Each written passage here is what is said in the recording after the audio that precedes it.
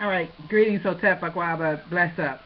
Um, I am Sis Abena, and I am the recovering African who is enslaved in America. I am also a representative from the voices in the margins, true to the cause of African liberation via unification and utilizing the tool of healthy and effective communications. I am the traumatized traumatologist, trauma queen, and queen of trauma. That is understanding trauma and traumatic stress, what it is and how it works, specifically in the lives of African descendants. I'm coming to you live and in person from the recovery room of Racism Non-Anonymous, and this is I suppose a meeting of sorts in the recovery room, whereby I am needing to talk about the experience that I had when I stepped into the ring with who some call our modern day Uncle Ruckus, quote unquote. In other arenas, he is known as a Reverend Jesse, and the Reverend Jesse Lee Peterson.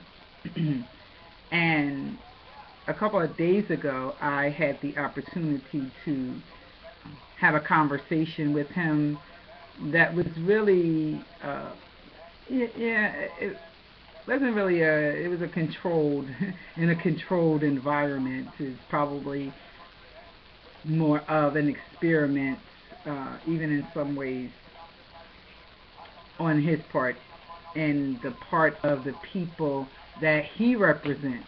As I say, I am a representative from the voices in the margins. That would be the voices in the margins of madness in this society and our societal system.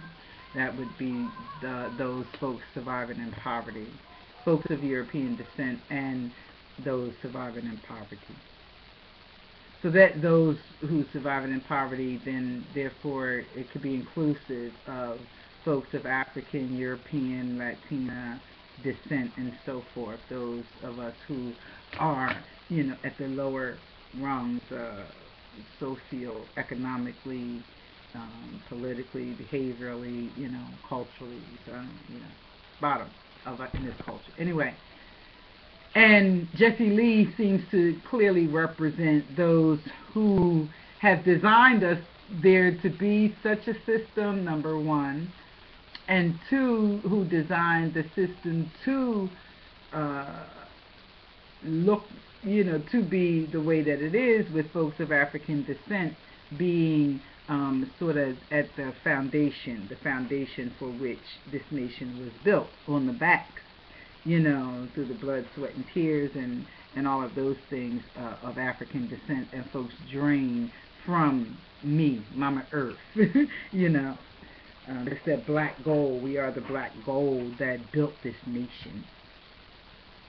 And Jesse Lee speaks for, represents, and defends those folks, and has associated himself with those folks, so much so that when he has conversations with other folks of African descent, which he acknowledges and which for all intents and purposes he appears to be of African descent, and he just classifies himself as simply American. Yet when he refers to people of African descent, it is you people, and he clearly separates himself from being one of us, quote unquote, black of African descent.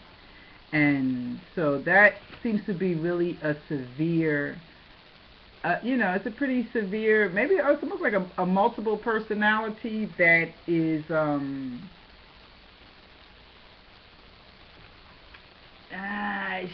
not quite split. It's like double-headed. It's like a double-headed. It's not all the way split, because he can, he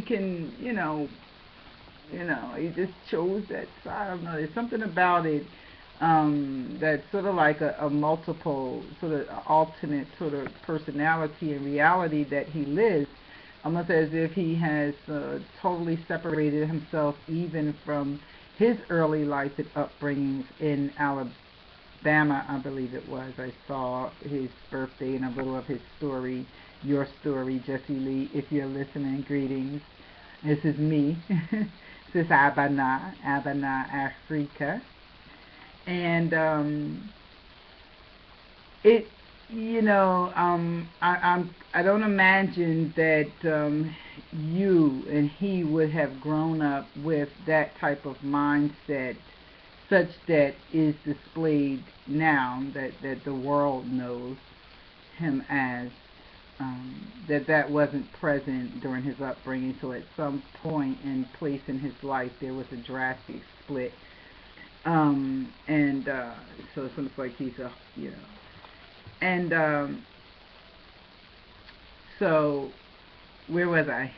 So many things that I could say, and I would like to say, and points that I would like to clarify from that interview. It was an interview, and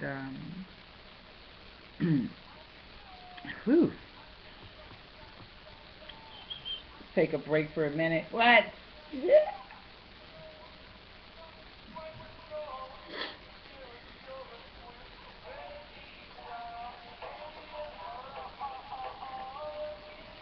This is commercial break.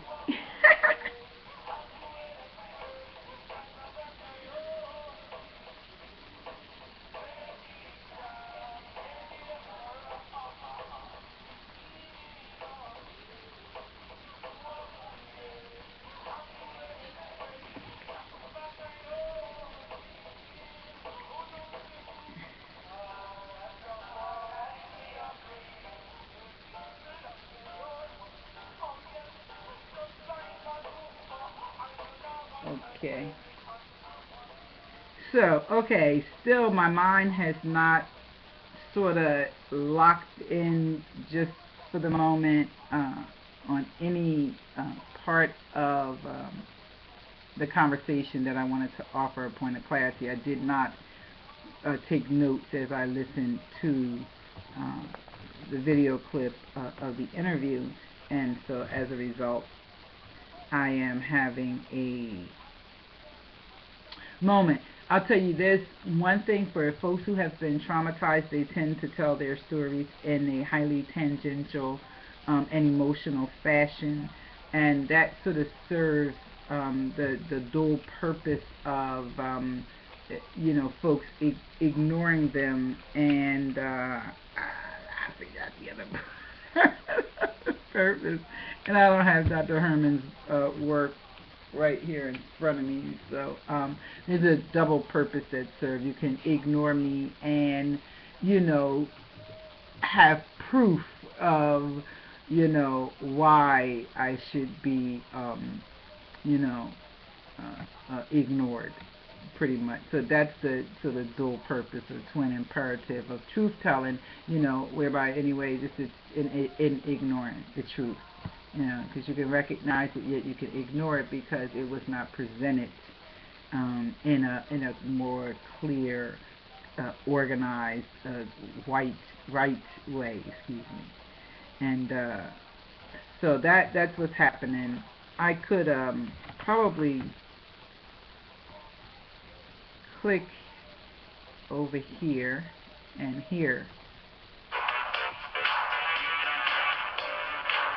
We're back at another commercial from me. Let's go back here a little bit. I just didn't renew it, so I didn't lose it. Okay. Oh yeah.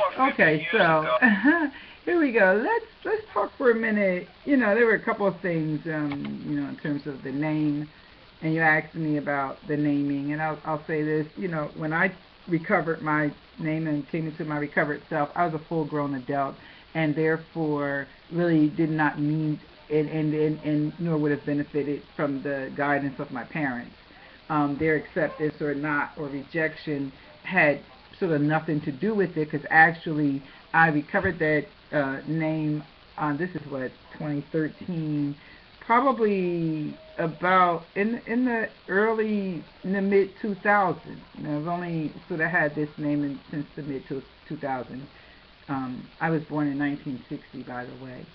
So at that point, I was a full-grown adult, and my father's influence and guidance had absolutely nil to do with it. That's another point that I could expound on at this point in terms of just what the dynamics of my relationship with my father was and what he did or did not do in his role of guiding me. So it's interesting to me, Jesse Lee, that you would have a bond nation and your focus would be on quote-unquote rebuilding the family by quote-unquote rebuilding the man. Just by having that as a title, there is a clear indication that the men have been somehow broken down if they needed rebuilding. And it's I would have a question in terms of what your thoughts are in terms of what broke the men down.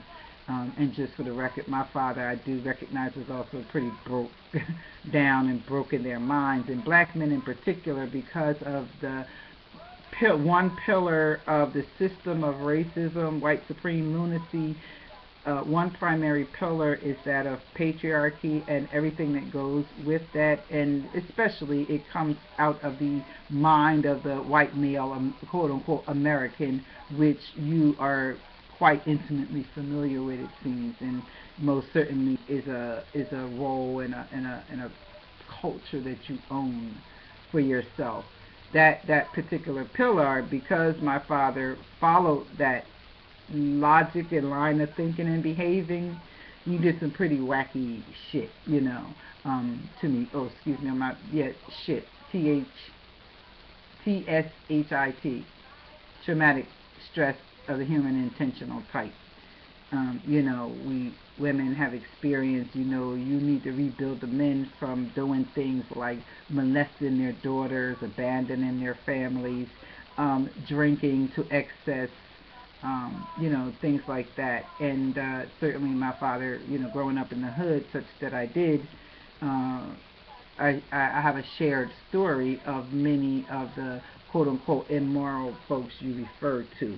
And anyway, I didn't get the opportunity to thank you because I am a representative from the voices of whom you freely crap on, shit on, you know. So that's another thing. You asked me about the suffering. I could say some more about that. An injury to one is an injury to all. How do I suffer? You know, that I'll leave that. There's several other things I could certainly would love to talk more about. I'll put like that. And whether I get the opportunity to do so directly with you or not, perhaps I will, if the spirit that guides me leads me to do so, I will continue this dialogue here, or perhaps some other folk may be interested in hearing more of what I would have to offer here in this problem, this system that we find ourselves in as a nation. And as a nation, it is TSHIT that we have all experienced, black and white alike, and which continues to negatively affect and influence us. And it is time for us to, under the banner, yes, of the red, black, and green, for Mama Earth to be healed, because until Mama Earth is healed, and the nation won't heal. And so for all of you sort of good Americans and the white folks who want that, that's just what it is. Whether you do so or not is, you know, you just suffer the consequences, you know. So that's about all I'm going to give for now. And again, I always say, like we say in the rooms of recovery and after a sharing in a meeting, a 12-step meeting, because we say thanks for listening to me share. And so yes, by the way, Racism Not Anonymous, you saw that, Jesse, on the website. That's that revolutionary 12-step self-help program that has been uniquely designed with the African in mind, designed to support our healing and recovering from TSHIT of this nation. And till next time, peace.